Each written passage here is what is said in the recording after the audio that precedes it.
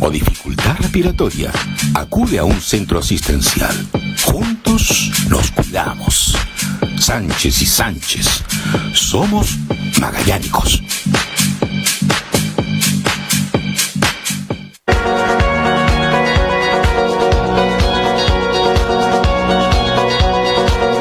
Ya, partimos. Este tema es de un interés transversal, absolutamente. Ya lo adelantábamos hace algún ratito respecto del dictamen que ha sido firmado, además con fecha 26 de marzo, ayer, el dictamen de la Dirección del Trabajo que suspende la obligación de pagar salarios por cuarentena. El gobierno ha tenido que salir a contener algunas críticas. Estamos viendo este dictamen en estos momentos en pantalla, que claramente habla de lo que yo le estoy diciendo. El dictamen de la Dirección del Trabajo señala que quienes no pueden ir a trabajar por cuarentena no tienen derecho a recibir remuneración por parte de su empleador, y si el empleador, bueno, hay varios párrafos respecto de este dictamen que también se lo vamos a pedir aclarar, porque hay mucha gente escribiendo, preguntando, no sabiendo si tiene que ir o no tiene que ir a trabajar, qué hacer. Además, la Dirección del Trabajo ha dicho que este es un dictamen y una norma histórica de hace más de 25 años y que siempre se ha aplicado la misma. Las dudas que saltan es ¿por qué justo ayer sale, cuando además en la tarde se estaba hablando de esto en la comisión mixta, después pasó al Senado, se aprobó el proyecto del gobierno? Bueno, vamos con el que sabe, el abogado Mauricio Daza, que está en línea. Mauricio, un gusto de saludarte, muchas gracias por recibir nuestra llamada. No, muchas gracias a ustedes por la invitación. Cuéntanos un poco, porque la gente quedó un poquito sorprendida el día de ayer después de todo esto del dictamen de la Dirección del Trabajo, Mauricio, ¿no?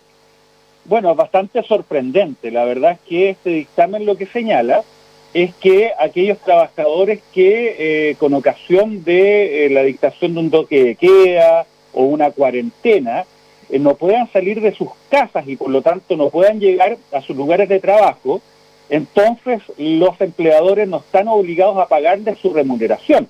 Pierden los trabajadores este derecho, lo que es bastante insólito, ya que se deja en una situación verdaderamente imposible a los trabajadores, ya que por una parte, si no salen de su casa al punto de trabajo, no van a ser remunerados, pero por otro lado, si es que, por ejemplo, violan una cuarentena, la autoridad, por otra parte, los amenaza con multas, incluso con sanciones penales.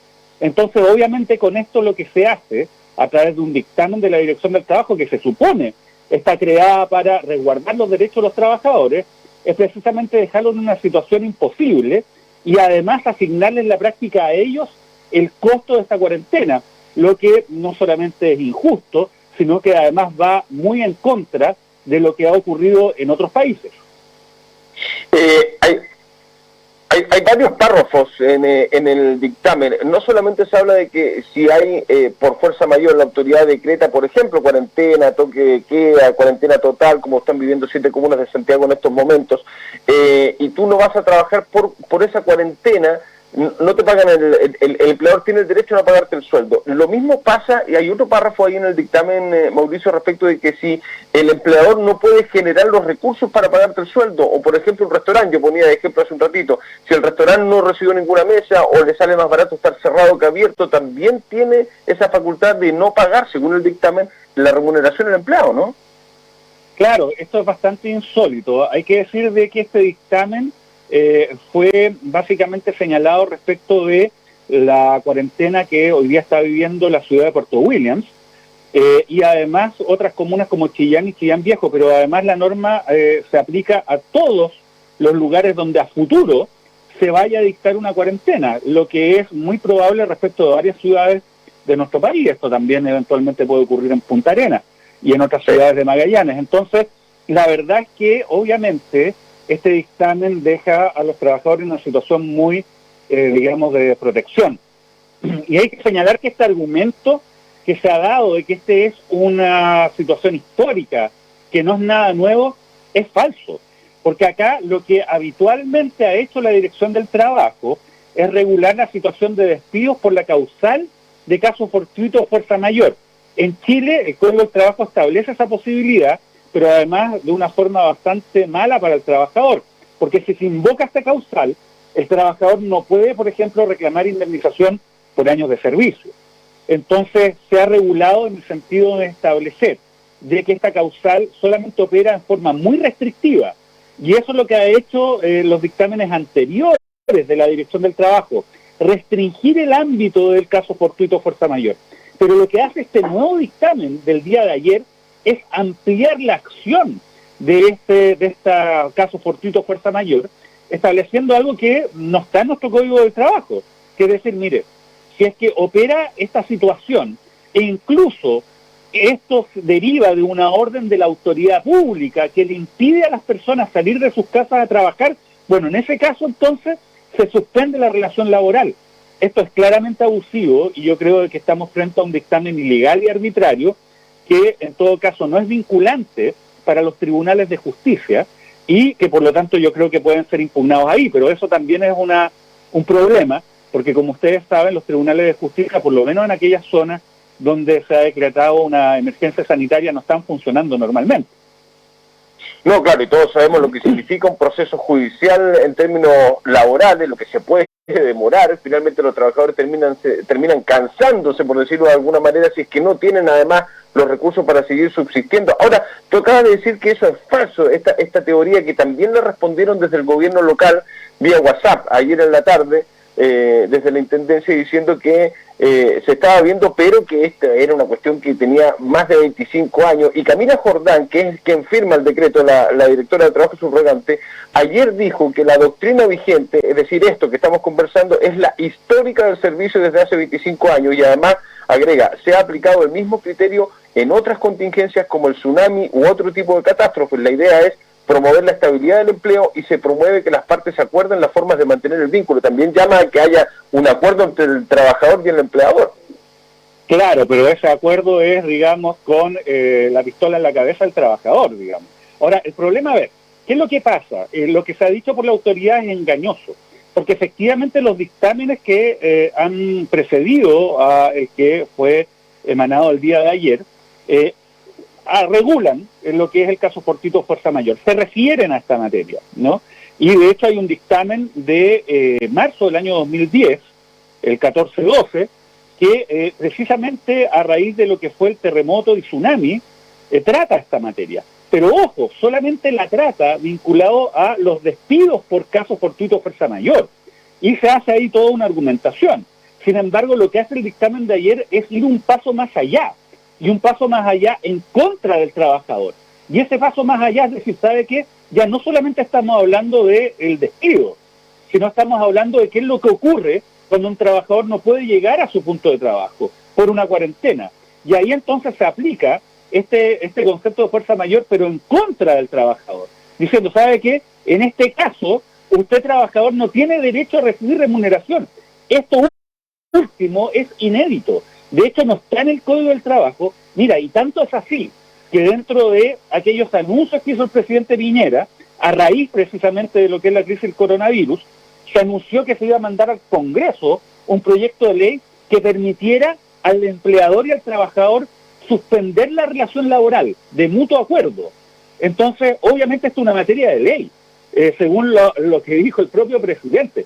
Entonces, acá nos encontramos frente a una situación impresentable. Se está tratando de asignar prácticamente todo el costo de lo que es la cuarentena a la parte más débil de la relación laboral, que es el trabajador, y esto se hace además a través de un dictamen, el cual se dictó entre gallo y medianoche, a través además de un párrafo incluido en medio de este dictamen.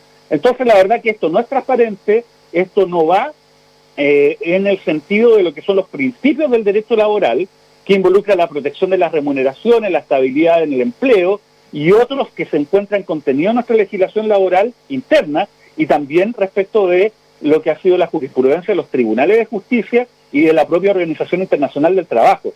Entonces, la verdad que la explicación es bastante insatisfactoria, es muy engañosa y en cualquier caso dejan una situación de abierta desprotección a los trabajadores.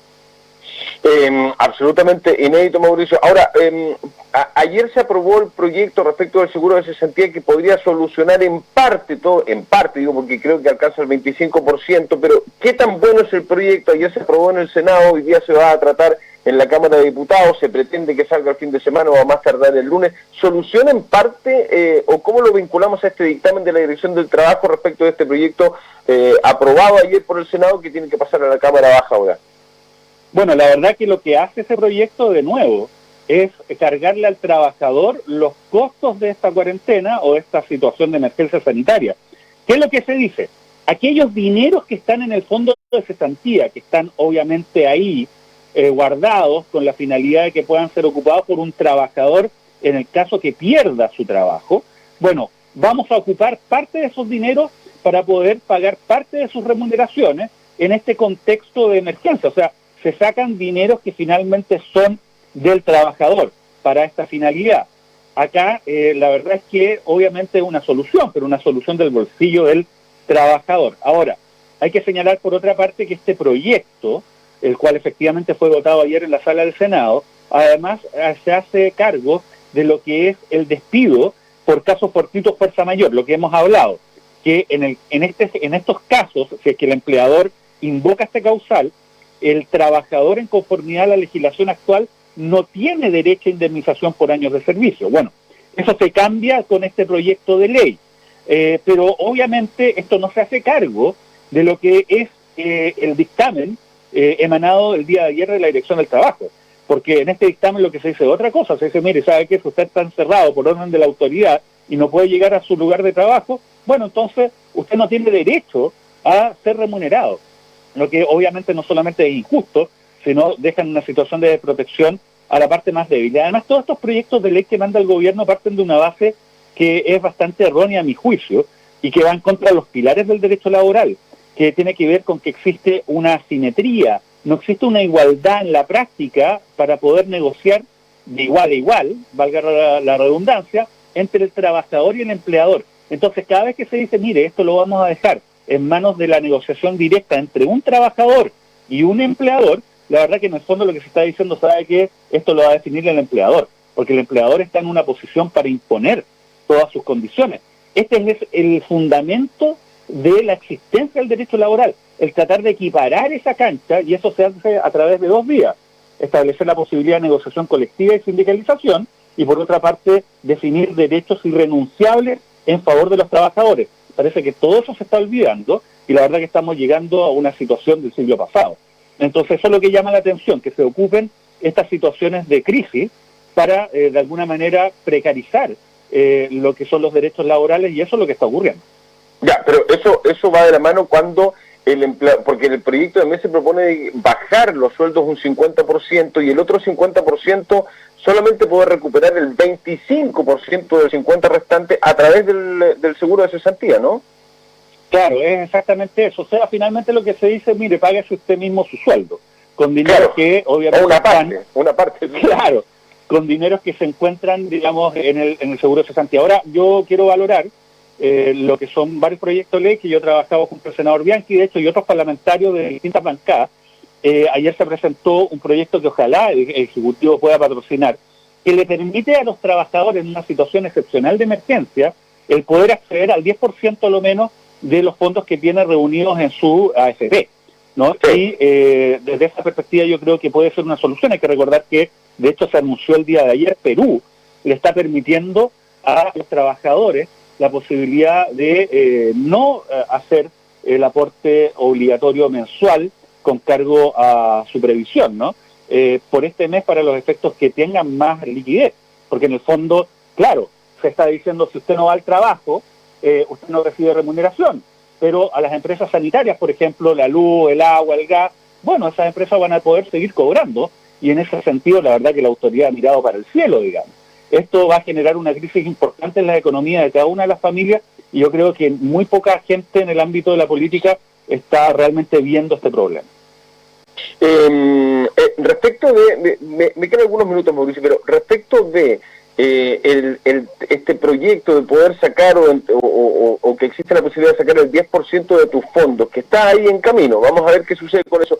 ¿Qué tan real puede ser en nuestro país, sabiendo todas las trabas y las complicaciones que se colocan en el camino cuando alguien dice algo de los fondos de pensiones, que además han perdido de enero a la fecha, por lo menos el fondo A, 53, 54%, y los otros andan cerca, 20, 30, 34%, una cosa impresionante como se han perdido los fondos, y hay gente que pide que se congelen los fondos de previsión. Pero bueno, ¿qué tan real lo ves esa posibilidad en nuestro país, Mauricio? Bueno, es difícil. De partida aclarar que las AFP no han perdido un solo peso. Acá los que pierden son los trabajadores. Tiene razón. Sí, nosotros tenemos que asumir las pérdidas. Creo que fue el gobierno de Ricardo Lagos donde se estableció precisamente que, digamos, uno pierda o gane, la AFP cobra su comisión de todas maneras, lo que es bastante impresentable, ¿no? Un negocio muy bueno. Bueno, es tan bueno el negocio que obviamente las AFP tienen redes de lobistas bastante importantes que operan en el Congreso y, bueno, obviamente ante el Poder Ejecutivo. Cambios de esta naturaleza requieren, en principio, la iniciativa del presidente de la República. Nuestra Constitución es muy presidencialista y protege precisamente a los fondos de pensiones por esa vía. O sea, si el presidente no apoya esta iniciativa, la verdad es que es difícil que llegue a puerto. Pero obviamente es una salida, yo insisto, es una salida que también en cierta medida es cargar al trabajador, ¿no?